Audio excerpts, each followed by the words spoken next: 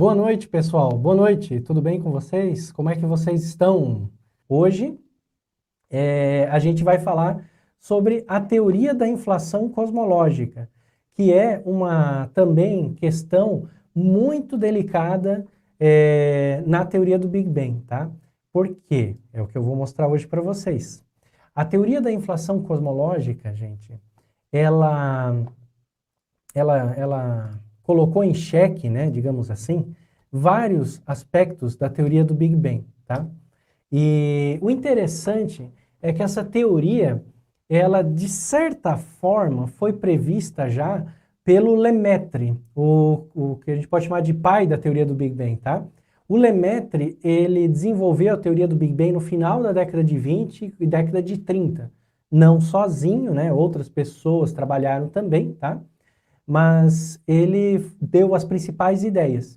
E em 1933, quando a teoria do Big Bang ainda era bem recente, né? Ainda estavam saindo as primeiras noções do que seria essa teoria, o Lemaitre percebeu que a teoria do Big Bang tinha um problema, tá? E que esse problema depois ficou conhecido como problema do horizonte, tá?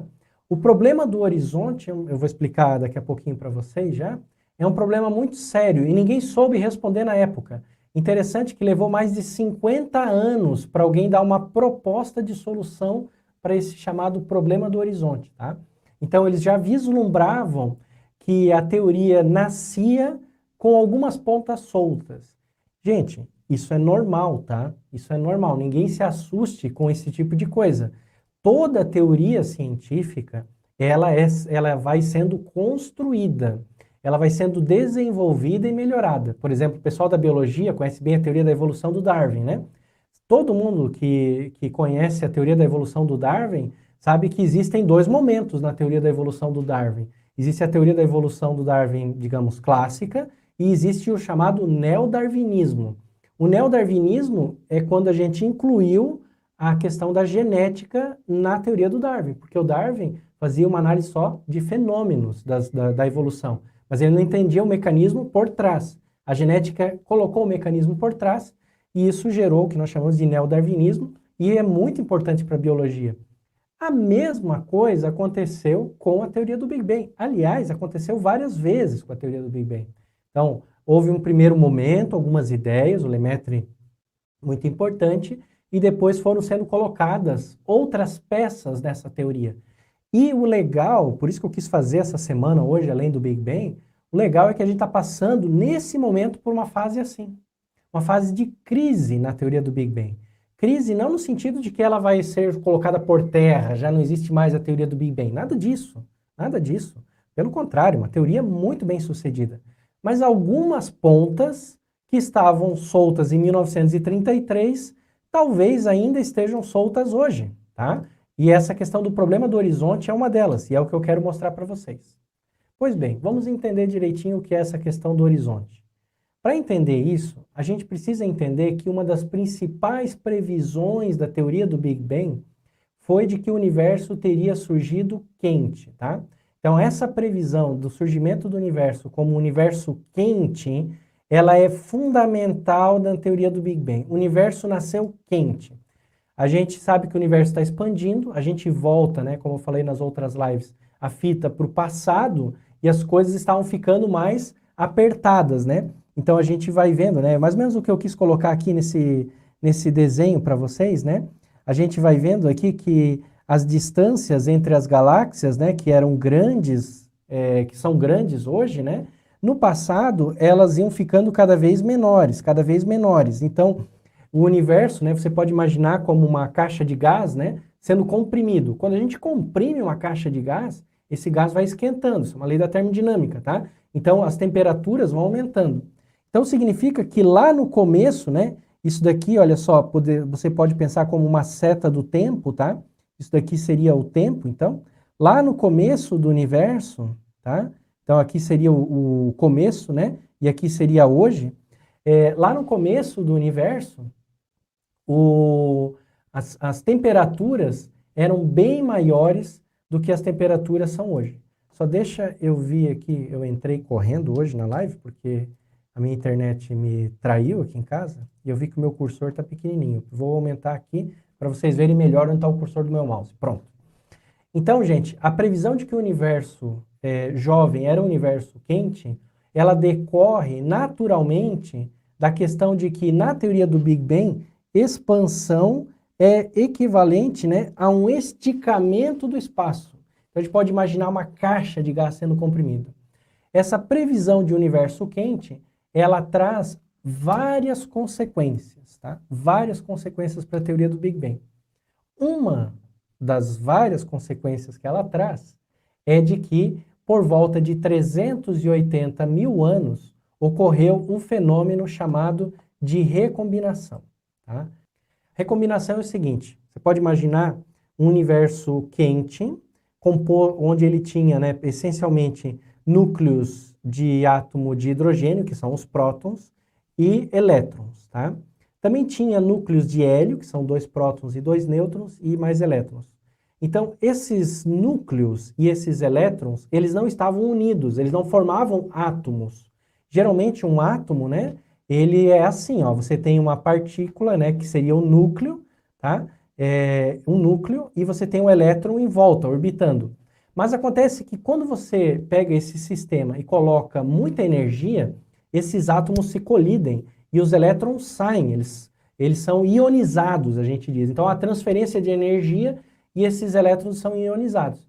Então, quando o universo ele ainda era bem pequeno, né, e quente, tá, os elétrons estavam livres.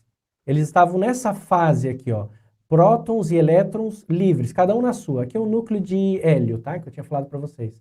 2 prótons e 2 nêutrons. Quando o universo formou a matéria surgiu no universo, a gente tinha uma proporção de mais ou menos 75% de hidrogênio e 25% de hélio. Os elementos pesados se formaram mais tarde nas estrelas, tá? Isso eu explico também bem direitinho na mentoria, como é que acontece. Enfim, o que é interessante, gente, é que a luz, ela interage, aqui a luz está representada aqui pelos fótons, tá? Então, a luz, ela interage muito intensamente com partículas carregadas, vai interagir muito intensamente com os elétrons e com os prótons, tá? Então, a interação é forte. Quando eles estão livres, um fóton, uma partícula de luz, ele fica rebatendo. Então, ele vai... deixa eu apagar aqui. Então, se o fóton ele vem, ele bate nessa partícula, num elétron, ele muda de direção, bate numa outra partícula e bate numa outra, e aqui ele passou pelo próton, né? Imagina que o próton estava no fundo, senão ele teria colidido. Ele está colidindo principalmente com os elétrons. Aqui ele está representando um efeito que chama espalhamento Compton. Tá? Então, esse espalhamento Compton, para quem quiser depois pesquisar na internet aí, tá? O espalhamento Compton, ele faz com que a luz seja espalhada pelos elétrons. Acontece que o universo está expandindo, está crescendo. Por volta de 380 mil anos, o universo expandiu a ponto de as partículas já não colidirem mais. A energia, né, de colisão já não ser mais capaz de manter os elétrons separados dos prótons. Os elétrons se uniram aos prótons e formaram átomos nêutrons, átomos de hélio e átomos de hidrogênio. E aí, gente, a luz passa livremente por essas partículas. Agora, como é que você pode visualizar isso? Isso é bem importante para a gente entender o que eu vou falar na aula de hoje. Como é que você pode visualizar isso acontecendo? Imagina o seguinte, você está numa área rural, tenta se imaginar assim, ó, você está numa área bem rural e aqui em Joinville, pelo menos, quando é inverno, nessas áreas rurais, baixa um nevoeiro muito pesado. Então fica um nevoeiro que você não vê quase nada assim na sua frente, né? Fica um nevoeiro bem denso, carregado. O que acontece é o seguinte, que de manhã, quando o sol sai, esse nevoeiro se dissipa. Então é bem interessante, porque você, no comecinho, né, da manhã, você está mergulhado nesse nevoeiro.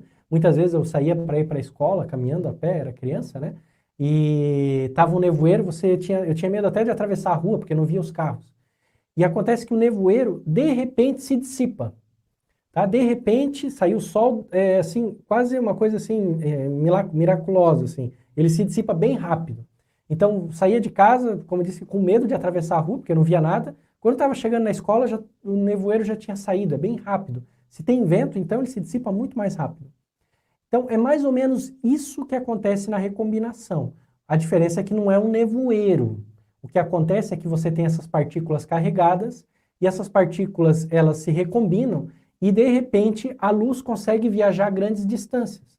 O que é um nevoeiro? O nevoeiro é um monte de gotícula de água e a luz não consegue viajar grandes distâncias. Então, se tiver um carro vindo a 100 metros de mim, eu não vou ver o carro, né? Aqui a gente não vê, o nevoeiro é intenso.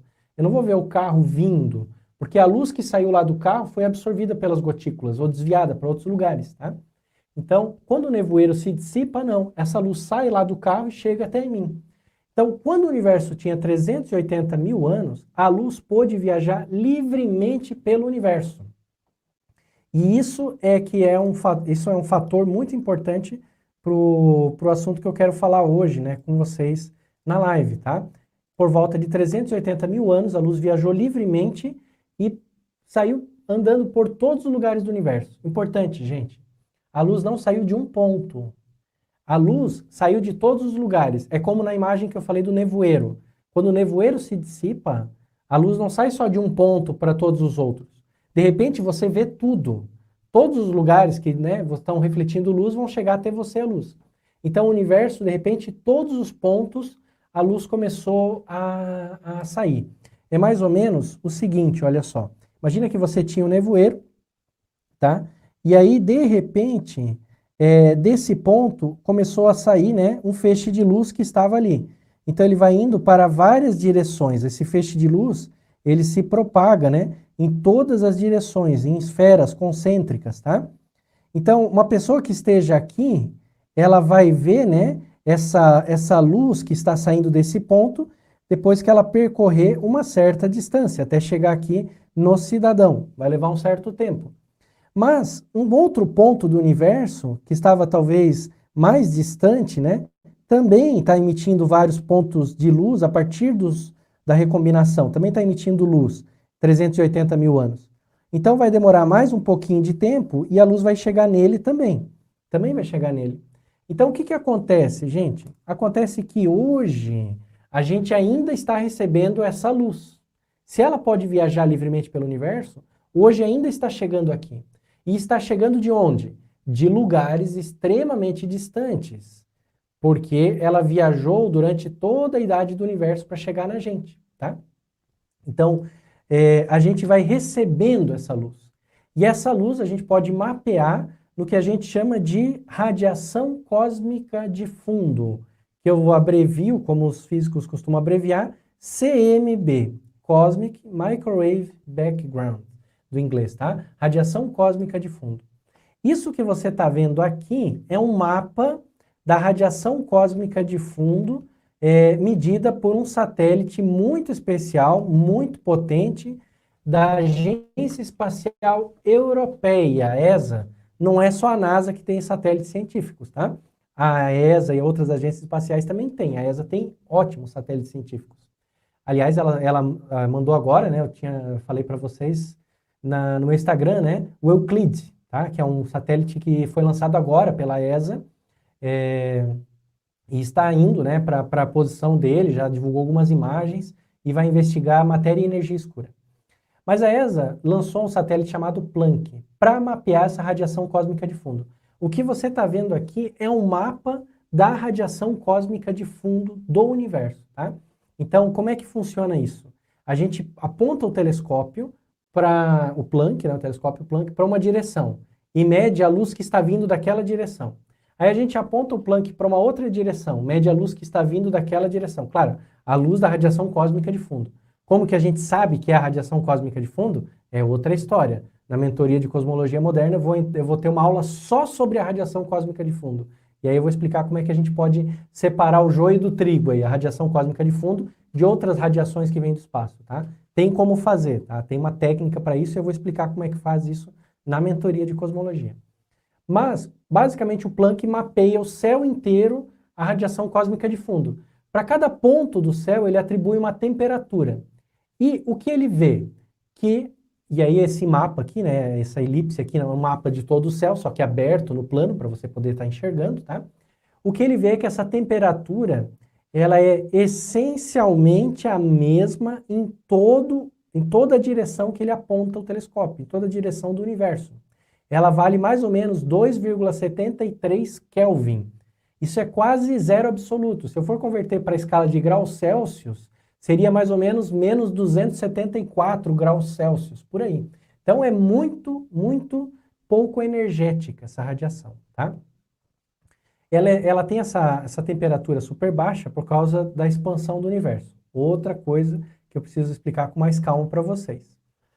Mas não é bem isso que você está vendo aqui. Aqui nesse mapa, você está vendo variações de temperatura. Pontos vermelhinhos são pontos mais quentes, pontos azuis são pontos mais frios. Só que essa variação, ela foi feita um super contraste nela, tá? Como é que funciona esse super contraste? A gente faz assim, ó. Em geral, essa radiação, como eu disse para vocês, ela tem a mesma temperatura, 273 Kelvin, tá? O que a gente faz é o seguinte, a gente subtrai dessa temperatura o valor médio e fica só com as diferenças. As diferenças são um fator de uma parte em 100 mil. Uma parte em 100 mil. Ou seja, pode ter 273 Kelvin mais 0,000005, 001, ou seja, uns 5 zeros, tá? Para você ter noção do que isso representa de uma forma menos matemática, é como se a gente fizesse o seguinte, medisse a altura de todas as pessoas na Terra. Imagina a gente medindo a altura de todas as pessoas na Terra. Pelo menos aqui, varia bastante as alturas. Eu conheço gente de menos de 1,5 metro de altura, não vou falar o nome que a pessoa vai ficar braba, e conheço, outro dia eu vi um cidadão que eu não me acreditei, eu achei que esse cara tá no Guinness, né? O cara tinha fácil mais do que 2,20 m, tá? Fácil mais do que 2,20 m. É impressionante. Então tem variações enormes. Imagina se as variações de altura das pessoas fossem de uma parte em 100 mil, seria como se todo mundo tivesse a mesma altura e a pessoa mais alta, a diferença de altura entre o mais alto e o mais baixo fosse a espessura de um fio de cabelo. Então você diria que essencialmente todo mundo tem a mesma temperatura. Os físicos dizem que há uma variação de uma parte em 100 mil, mínima, tá? Quando há uma variação de uma pessoa de 1,5 m para outra de 2,20 m, né? A variação aí chega, sei lá, 60%, 70%. Bem mais, né? Seria uma variação de 6 partes em 10, né? 60%, tá? Não, a gente está falando de uma parte em 100 mil. Variar as alturas numa escala de um fio de cabelo. Ou seja, é uma variação muito pequena. E isso é um problema para a teoria do Big Bang. Esse é o problema que o Lemaitre descobriu em 1933. Não faz sentido, veja só, não faz sentido dentro da teoria do Big Bang, dentro do modelo padrão da teoria do Big Bang, né, que o universo tenha toda a mesma temperatura. Não é razoável que isso aconteça, tá? Por que não, gente? Porque quando, né, na visão, vamos lá, teoria clássica do Big Bang, teoria que a gente já tinha do Big Bang. Na visão dessa teoria, nos cálculos, quando o universo se formou, deveriam ter partes que não tinham contato entre si. Poderia ter uma parte que surgiu bem quente e uma parte que surgiu bem fria. E essas partes não mantinham contato entre si. Então, elas não equilibravam a temperatura, tá? Não tinha como se equilibrar. A temperatura, ela deveria ser heterogênea no universo, ter vários valores diferentes de temperatura, e não a mesma temperatura, tá? Isso é um problemão dentro da teoria do Big Bang. Para resolver esse problemão dentro da teoria do Big Bang, esse problemão da homogeneidade, surgiu a teoria da inflação cosmológica. 50 anos depois do Lemaitre perceber o problema. O que é a teoria da inflação cosmológica? Foi bolada, né, por muitos físicos, mas esses três aqui são os mais famosos, digamos assim. O mais famoso de todos é o Alan Guth aqui, tá? Esse cara aqui, ele tem até livros escritos e é um sujeito muito didático mesmo. Ele é professor do MIT, é esse cara aqui, ó, tá? O Alan Guth. Ele é professor do MIT. Quem quiser um dia fazer algum curso avançado de cosmologia, ele tem aberto no YouTube uns cursos avançados de cosmologia, tá? Bem interessante. os outros também contribuíram bastante.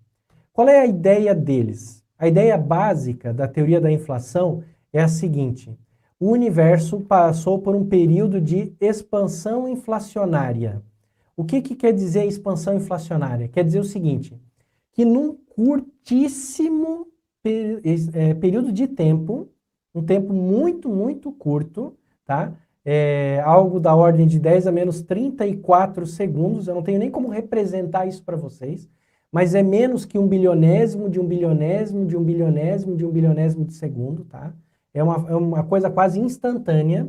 O universo aumentou de tamanho 10 na 30 vezes. Então, o tamanho dele aumentou 10 elevado a 30.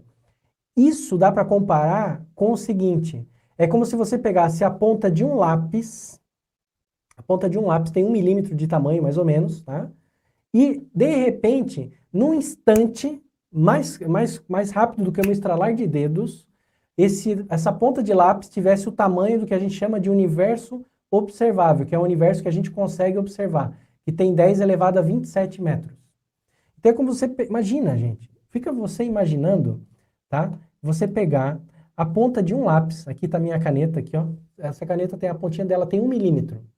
Num instante, muito mais rápido do que um estalar de dedos, isso daqui tem o tamanho do universo observável. Cabe em todas as galáxias que a gente conhece, 2 a 5 trilhões de galáxias. Todos os superaglomerados, tudo de repente cabe nessa região que antes tinha 1 milímetro de tamanho. Isso se chama teoria da inflação cosmológica. Por que a teoria da inflação cosmológica resolve o problema da radiação cósmica de fundo ter a mesma temperatura, tá? Resolve, tem um gráfico, antes de eu mostrar por que ela resolve, deixa eu mostrar isso aqui na forma gráfica para vocês, tá? Então, o que acontece é o seguinte, o fator de escala, a gente tem aqui o tempo, então, bem no começo do universo, quando é que isso aconteceu, professor? Bem no começo do universo, tá? Bem aqui no comecinho do universo, tá? No começo do universo, houve a inflação, um período muito curto de tempo, o universo aumentou de tamanho, tá? Dessa forma que eu falei para vocês, inflacionária, tá? Depois, o universo seguiu daí a inflação normal, que é a inflação depois disso, que é a inflação seguindo o Big Bang, tá? Então, há essa expansão rápida e depois o universo segue a inflação normal. E por que isso resolve o problema do horizonte, que a gente chama, o problema da radiação cósmica de fundo ter a mesma temperatura? Pelo seguinte, gente, o que acontece é o seguinte, se houve essa expansão muito rápida, a gente pode imaginar o seguinte, lá no comecinho do universo, a situação era essa daqui, olha só. A gente tinha, deixa eu pegar aqui uma cor aqui. Lá no comecinho do universo, a gente tinha uma região aqui que tinha uma certa temperatura. Vamos dizer que era uma temperatura fria, baixa, tá? Depois, a gente tinha lá do outro lado uma regiãozinha do universo que tinha uma temperatura alta. Essas duas regiões, elas não conversavam entre si. Então, não tinha como eu trocar temperatura entre uma e outra, trocar energia entre uma e outra. Por que que não tinha? Porque não dava tempo para a luz viajar de uma posição para outra. Tá? A luz não conseguia viajar de uma posição para outra. Mas tem uma certa região que tinha o tamanho necessário para que isso acontecesse, para que a luz viajasse de uma região para outra. Essa região tinha esse tamanho. Agora, se você faz o universo aumentar abruptamente de tamanho, tá? Abruptamente de tamanho, o que acontece é o seguinte, então essa região verde que estava em equilíbrio térmico, né, ela vai acabar se tornando todo o nosso universo observável hoje, tá? Ou seja, ela cresceu muito rápido e ficou muito grande, muito enorme. Então, o que era muito pequenininho, menor que o tamanho de um próton, menor que o tamanho de uma partícula, tá? Ela cresceu tão rápido, tá? Cresceu tão rápido que a gente vê essa região em equilíbrio térmico, tá? Então, o que você está vendo é o seguinte, olha só. Dentro dessa região vermelha aqui, seria o horizonte. As coisas não conseguem se equilibrar de temperatura. A região que eu marquei de verde, agora está aqui, olha só. Tudo isso daqui é a região que eu tinha marcado antes de verde, tá? Tudo isso é a região que eu tinha marcado antes de verde. E aqui é o que nós conseguimos observar, o nosso horizonte. Então a gente vê que está tudo equilibrado, realmente, a temperatura. Mas por que está equilibrado? Porque antes, no começo do universo, era uma região muito pequenininha e as coisas conseguiam equilibrar a sua temperatura naquela região, tá? Então por isso que a teoria da inflação cosmológica resolve o problema da radiação cósmica de fundo, tá? Ela faz a radiação cósmica de fundo, explica que a radiação cósmica de fundo tem a mesma temperatura em todos os lugares, porque na verdade o nosso universo que a gente tem hoje, no começo, lá no começo, né, antes de haver a expansão, era menor que o tamanho de um próton, tá? Então as coisas se equilibravam, tá? O universo observável, gente, não o universo como um todo. Tem uma diferença entre as duas coisas e, claro, na mentoria eu vou explicar direitinho isso para vocês. Mas, em termos de inflação, como é que a gente pode justificar essa ideia fisicamente? Que tipo de mecanismo físico pode acontecer, pode fazer isso? Bom, os físicos, para justificar uma expansão dessa, eles precisam de uma fonte de energia, algo que faça o universo expandir dessa forma, tá? Essa fonte de energia, ela precisa vir de algum tipo de interação, tá? Então, alguma interação física. A gente precisa imaginar alguma interação física que faça isso acontecer. Acho que vocês não vão conseguir ver se eu deixar desse tamanho. Então, das forças físicas que a gente conhece hoje, nenhuma conseguiria explicar. Quando o Alan Guth propôs isso, ele estava fazendo doutorado e trabalhando nas chamadas teorias de grande unificação. As teorias de grande unificação são uma espécie de santo graal da física, tá? A ideia por trás das teorias de grande unificação é que as leis físicas, a eletricidade, o magnetismo, a gravidade, as forças nucleares, elas formam uma lei só, um tipo de lei física só, se a gente trabalha num regime de altas energias, tá? Então, a ideia das teorias de grande unificação é que quando o universo era muito jovem, muito quente, muito energético, não existia eletricidade, magnetismo, gravidade, força nuclear. Era tudo uma coisa só. Por isso se chama teorias de grande unificação, tá? Elas têm uma motivação teórica da unificação da eletricidade com magnetismo pelo Maxwell, e depois o Einstein passou boa parte da vida dele, né, tentando encontrar uma teoria de unificação. Ele falou, ele não conseguiu, não deu certo. Mas os físicos continuaram tentando depois dele. E o que acontece, gente, é que, então, há um regime, uma época em que as forças estariam todas unidas, segundo essa visão, formando uma força só. Quando o universo esfria, isso muda. Então, essas forças, que eram uma força só, de repente elas se separam, elas se formam em várias forças, tá? Formam-se várias forças. E isso é uma transição que acontece no universo. Então, isso deve ter acontecido em energias altíssimas, aí por isso que seria a inflação lá no começo do universo, quando ele era muito quente, e essa separação liberou grandes quantidades de energia. Essas quantidades de energia que fizeram o universo expandir como ele expande hoje também, inclusive foram responsáveis pelo surgimento das partículas, tá? Tem uma analogia que a gente pode fazer com isso, que seria uma transição de fase, como eu falei para vocês, tá? Nessa transição de fase... Deixa eu só tirar o áudio aqui, que não tem necessidade. Essa transição de fase acontece com água, acontece com gases, acontece com muita coisa. Nesse vídeo que eu vou mostrar agora para vocês, o sujeito fez o seguinte. Ele pegou uma garrafa de água pura, bem limpa, tá? E colocou no freezer à noite, tá? No freezer lá na casa dele mesmo à noite. E é importante que a água seja bem pura, a garrafa esteja bem limpa por dentro. Ele colocou lá no freezer. E o que aconteceu? A água não congelou.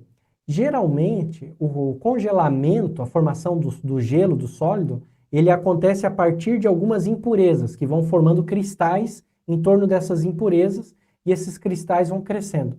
Se a gente tem água muito pura e não há impurezas no recipiente, e a gente faz um resfriamento lento no processo, tá? Essa água, ela pode ficar abaixo do ponto de congelamento líquida. Quem conhece química sabe que a gente consegue isso inserindo sais, por exemplo. Não se trata disso, pelo contrário. Falando de água muito pura. Então ela baixa de zero estando líquida.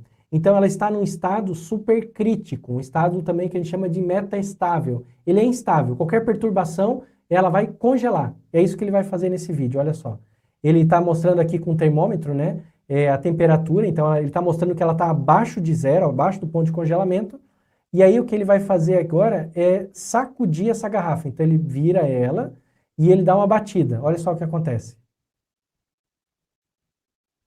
Ela congela instantaneamente, tá vendo? Ó, vou até fazer de novo aqui a partir desse momento, olha só. Ela começa a congelar instantaneamente aonde? Bem em cima, se você olhar, bem em cima, bem em cima da tampa da garrafa, que é onde, né, a água subiu, bateu ali e voltou, ó. E ela começa a congelar de cima para baixo, vira uma pedra de gelo. Se você olhar no termômetro, a temperatura está aumentando. Deixa eu aumentar a imagem do vídeo aqui, ó. Quando a garrafa a água começa a congelar dentro da garrafa, tá? O termômetro, olha no termômetro, a temperatura está subindo ali, ó. Ele estava menos de 30 graus Fahrenheit, agora já está em 37 graus Fahrenheit. O que acontece é o seguinte, gente. Quando a água congela, ela libera energia que estava nesse estado metaestável dela, instável dela, ela libera essa energia. Isso que aconteceu com o universo, tá? A teoria inflacionária diz que isso aí aconteceu com o universo no momento que houve essa transição de fase, tá? Agora, essa teoria, ela tem pontos fortes e pontos fracos. Os pontos fortes, explicar, como eu disse, a radiação cósmica de fundo. Mas ela tem mais um ponto forte. Ela tem um ponto forte que é o seguinte: ela explica a formação das estruturas do universo, tá? Esse é um ponto fortíssimo dela, inclusive. Como é que isso acontece?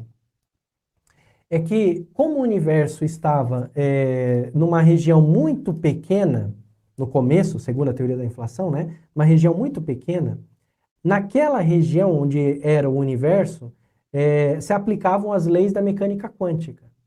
Então, segundo as leis da mecânica quântica, naquela região muito pequena, haveriam flutuações de densidade nesse campo de energia que originou essa transição de fase, tá? Todo campo, na mecânica quântica, ele é uma espécie de oceano borbulhante, ou seja, não é uma coisa parada. Na mecânica quântica não tem nada parado, tá? Nos fenômenos quânticos sempre há oscilações, a gente chama de oscilações quânticas. Então, nessa ideia deles, né, esse universo bem pequenininho, ele deveria ter oscilações. Essas oscilações de energia fizeram com que a inflação, esse congelamento que eu mostrei para vocês ali, né, essa mudança de fase, não acontecesse de forma igual em todo o universo. Ela aconteceu de maneira diferente em várias regiões. E aí é que entra o legal da questão da mecânica quântica. Se você pega a mecânica quântica, você consegue calcular o tamanho dessas regiões, tipicamente. Esse tamanho é a semente das flutuações de densidade que a gente vê no universo. O que é flutuação de densidade? Gente, a nossa galáxia tem bastante massa, mas entre a nossa galáxia e a outra galáxia está vazio, né? Tem bem pouca massa, tem gás. Num aglomerado de galáxias tem bastante gás, mas em geral não tem tanto assim no nosso grupo. Se você pega um aglomerado de galáxia, tem muita massa. O aglomerado do lado tem muita massa, mas entre eles está vazio. O universo ele forma uma espécie de rede, tá? Onde há regiões com muita massa e regiões vazias. Essas oscilações entre essas escalas são resultado dessas oscilações primordiais da mecânica quântica que ela prevê nesse campo aí, desse ínflaton. Então, quando o Alan Guth e os outros propuseram a ideia da inflação, eles perceberam, né, que isso deveria acontecer e calcularam como é que deveria ser o tamanho dessas estruturas. E aí é que é legal. Isso bate com as medidas que a gente tem de evolução do universo. Então, o universo começou com uma certa oscilação, tá, de matéria. Tinha algumas regiões... Opa, deixa eu aumentar o tamanho aqui para vocês. Tinha algumas regiões aqui, ó. Você pode ver aqui, dá para ver um pouquinho nesse desenho aqui, olha só. Tem algumas regiões que estão mais vazias, como esse espaço aqui. Outras regiões, como essa daqui, ó, estão mais densas, né? Então, umas têm mais matéria, outras menos matéria. Nessas regiões aqui mais densas, a matéria começa a se aglomerar, formar, né? Aqui é uma evolução temporal, tá? O tempo está passando para cá, nessa direção aqui, ó. Isso daqui é o tempo, tá? Então, aqui está o tempo. começa a passar para cá. Então, a matéria vai se aglutinando nessas regiões que tem mais matéria. E onde tinha menos matéria, vai ficando cada vez mais rarefeito. Como você pode ver aqui, ó, nessa região aqui, ó, cada vez mais rarefeito. E aqui onde você está vendo esses pontinhos amarelos, são galáxias que estão se formando. Com o passar do tempo, essa questão das estruturas vai ficando cada vez mais clara, cada vez mais definida. As estruturas vão formando essas teias pelo universo, tá? Então, a gente vive aqui, nós estamos aqui hoje, tá? Isso daqui seríamos nós hoje, tá? Então, o que acontece é o seguinte, a gente pode medir as distribuições de estrutura pelo universo hoje e também no universo primordial e comparar com as previsões da teoria inflacionária para como a matéria deveria se distribuir. E as duas coisas batem, tá? Isso é legal, gente, é uma previsão, ponto fortíssimo da teoria da inflação. O equilíbrio da radiação cósmica de fundo é uma previsão, um ponto fortíssimo? É e não é. É e não é por quê? É porque explica, mas não é porque a teoria foi feita para explicar isso, né? Então, ou seja, todo o raciocínio da teoria foi feito para explicar que a radiação cósmica de fundo tem que ter o mesmo valor. Então, que dê certo não surpreende, né? Foi feito para isso, foi feito para funcionar assim. Mas quando ela faz uma outra previsão de algo que ela não foi construída para explicar as estruturas, aí nota 10 para a teoria, um baita sucesso para a teoria da inflação cosmológica. E isso motivou muitos físicos, tá? Uma coisa que também deixou os físicos muito animados foi o fato de que seria uma espécie de comprovação dessas teorias de grande unificação. Os físicos têm uma verdadeira paixão, uma verdadeira obsessão é a palavra, uma verdadeira obsessão por teorias de grande unificação. Tá? Eles gostam, né? Você fala de unificar as forças da física, para um físico os olhos dele brilham, tá? Como disse o Einstein, passou os últimos 30 anos da vida quase trabalhando nisso, só fazendo isso, tá? E fracassou. E vários outros tentaram. Então, quando a teoria da inflação surgiu, puxa, o pessoal ficou super animado. Olha, se isso der certo, mostra que realmente as forças eram unificadas no começo do universo. E mais, a gente consegue testar os modelos, olhando as estruturas, tá? Agora os pontos fracos, que é o que eu estou falando, né? Os pontos fracos aqui são o seguinte. Quando a gente olha para esse mapa de radiação cósmica de fundo que eu mostrei para vocês, a gente vê, aqui, deixa eu dar um zoom, a gente vê estruturas, isso eu tinha mostrado já nas aulas anteriores essa semana, né? Mas vou repetir aqui para reforçar. A gente vê estruturas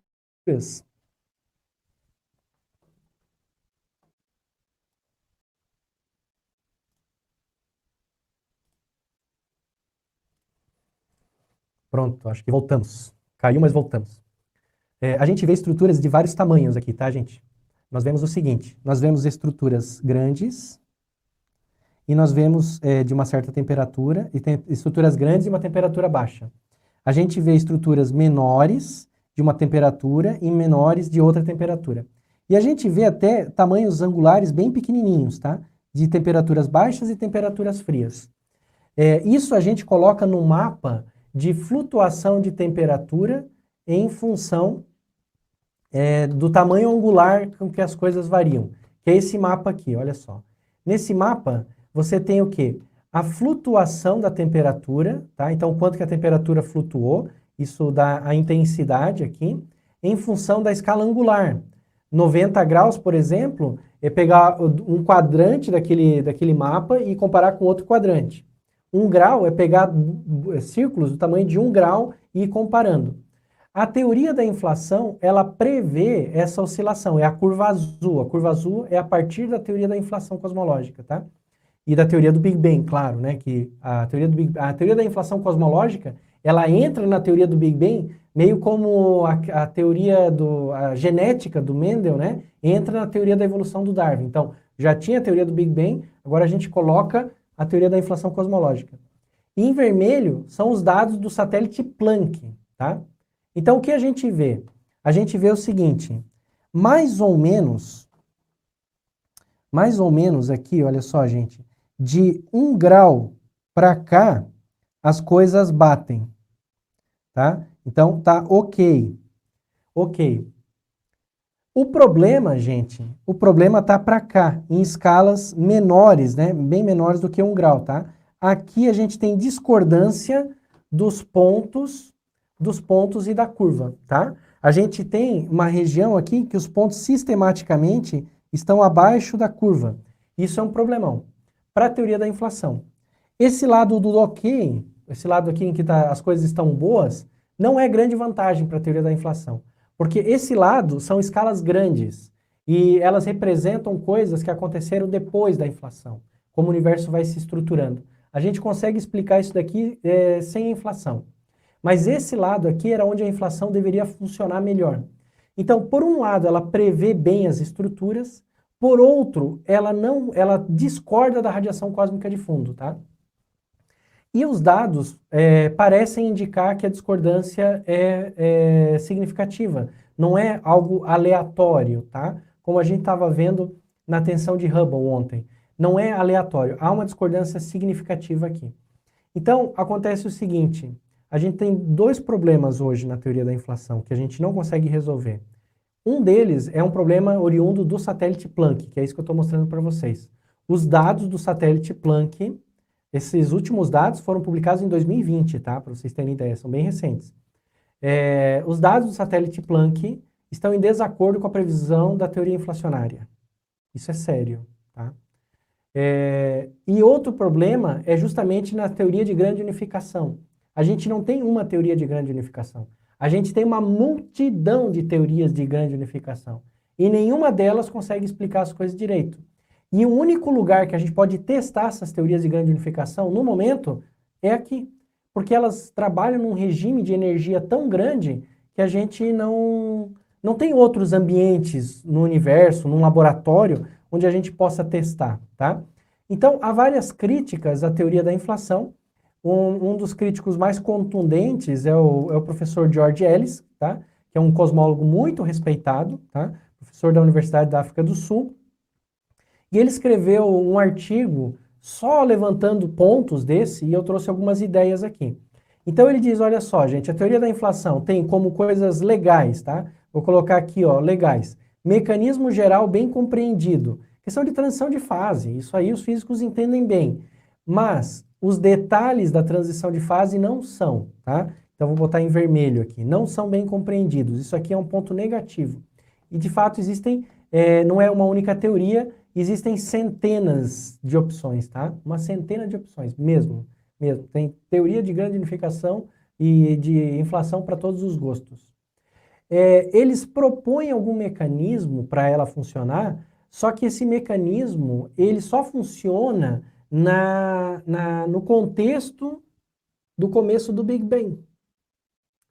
E esse é um problema. Porque quando a gente faz uma teoria física, ela deve ser aplicada a vários contextos diferentes. A física, né, o universo, funciona em várias escalas. Pensa na lei da gravitação. Se ela só funcionasse para buracos negros e não funcionasse para a Terra, seria um problema. Ela tem que funcionar em várias escalas, tá? Então, eles têm um problema, eles não têm um mecanismo geral. Isso é bem ruim, tá? O grande ponto positivo que ela tinha no começo era esse sonho de ligar a física de partículas ao universo primordial. Era um ponto positivo. Mas até agora, o George Ellis considera que isso não foi realizado, tá? Não foi realizado, porque elas são especulativas e não puderam ser testadas. Então, a gente está com um problemão dentro da teoria do Big Bang, tá, gente? O problemão dentro da teoria do Big Bang é a teoria da inflação. Por quê? Porque a gente tem a seguinte questão agora, gente. A questão é que a gente precisa da teoria da inflação para explicar a radiação cósmica de fundo ser homogênea. A gente precisa dela para explicar a formação das estruturas. Ela explicou muito bem, a gente não tem outras ideias. A gente precisa dela para explicar por que o universo é plano. É um ponto que eu vou falar na mentoria de cosmologia moderna. Enfim, precisamos dela para muitas coisas. Mas a gente não tem, ela não está funcionando direito, ela já existe há mais de 40 anos, 40 anos, vamos arredondar, tá? É da década de 80. Faz 40 anos que a gente está tentando fazer essa teoria funcionar. E ela não funciona, tá? Não tem funcionado perfeitamente nesses 40 anos. Não tem teoria na história da física que está há 40 anos tentando ser construída, tá? Né? Mesmo a relatividade geral do Einstein não levou tanto tempo. E a partir do momento que ela foi proposta, ela já encontrou várias coisas de sucesso, tá? Então, não tem muito jeito, assim, sabe? A gente precisa de novas ideias, mas não tem para onde correr. É como aquele ditado, né? Se correr o bicho pega, se ficar o bicho come. Então a gente tá lascado nesse ponto. Então a gente precisa de novas ideias, ideias que não sejam modelos inflacionários, sejam outras perspectivas, tá? No momento, gente, para ser sincero para vocês, tem uma multidão de artigos sendo publicados, tem um monte de gente trabalhando nisso, mas não tem nenhuma ideia que ganhou crédito, assim, que ganhou respeito da comunidade, uma atenção maior, tá? Então, esse é um problema dentro da teoria do Big Bang. Fazer um paralelo com a biologia, que é o que eu estava fazendo desde o começo dessa mentoria, é como se, de repente, a gente descobrisse que a genética está errada. O que aconteceria com a teoria da evolução do Darwin? Não tem um mecanismo de base para ela estar acontecendo, para ela funcionar, né? Isso é que é um problema sério, tá? Então, gente, era isso que eu queria trazer hoje à noite de conteúdo para vocês, né, sobre a teoria da inflação. O Jorge, ele colocou a seguinte questão: a relatividade tem alguma relação com a inflação? Tem só na descrição de como que acontece a expansão, Jorge. Mas a teoria da inflação, ela é basicamente uma teoria quântica de campos, tá? Então, ela tem a ver com a relatividade porque ela inclui a relatividade. Mas, conceitualmente, não é tão importante. Ela é mais uma teoria quântica do que uma teoria de gravitação, uma teoria da gravidade. Mas a expansão é explicada por ela.